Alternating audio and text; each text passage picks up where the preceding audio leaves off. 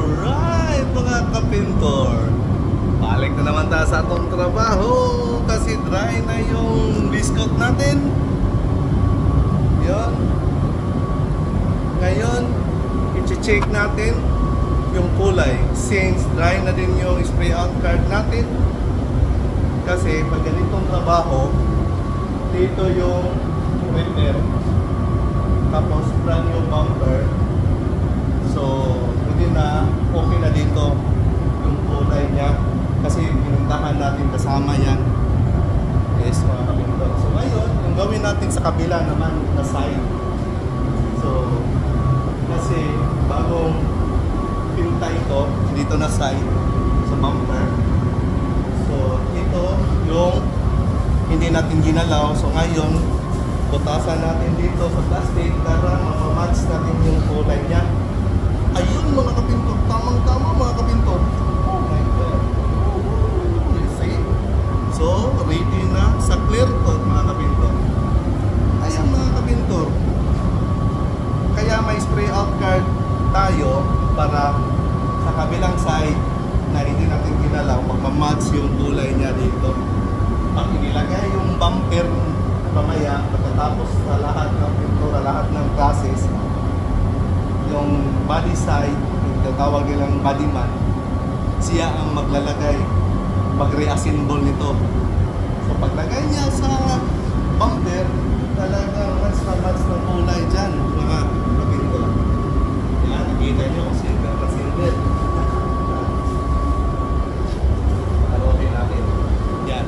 Pag hindi mamamatch yung kulay, kasi meron talagang mangyayari na hindi magmamatch yung kulay niya, talagang magtitint ka. Tinatawag kami na tinting color. So kailangan mong mag-tint kung anong gusto mong ilagay dyan, kasi kahit silver yan, merong tinatawag na silver kulay pero may mix na blue, green, red, yellow, yeah, lighter, yung lighter, yung white. Oh. Silver siya pero parang white. Ayun. Okay, tipa natin para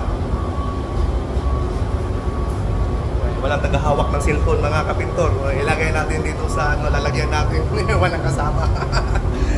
Okay mga kapintor, magki-clear coat na tayo. Yung pakintabi natin, yan. Alright, half lang muna yung makikita nyo sa bumper natin kasi hindi pa kukuha lahat.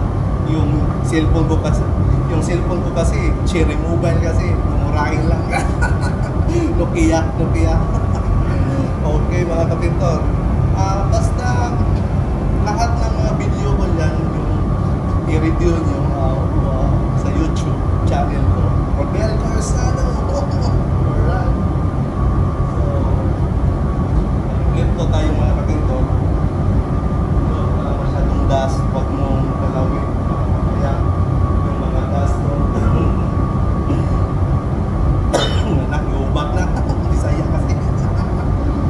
Okay mga kapintor, kirahin natin ng clear coat mga kapintor. Ayan na, tingnan natin dito.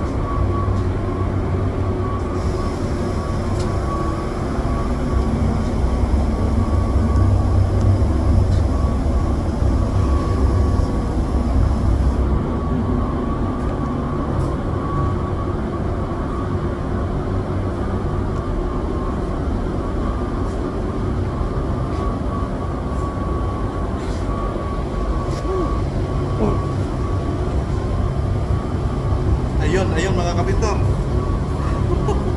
Alakas ng amoy mga kapintor. Yan mga kapintor, tapos na tayong mag-clear coat at tapos na rin tayo sa trabaho natin. Sa trabaho ko pala. Kasi ako lang dito. Okay mga kapintor, next time na naman mga kapintor. Ayun, pag mag-dry yan 1 hour, good quality na yan mga kapintor. Kintab na yan mga kapintor. Alright, Basinawi ko pula. Okay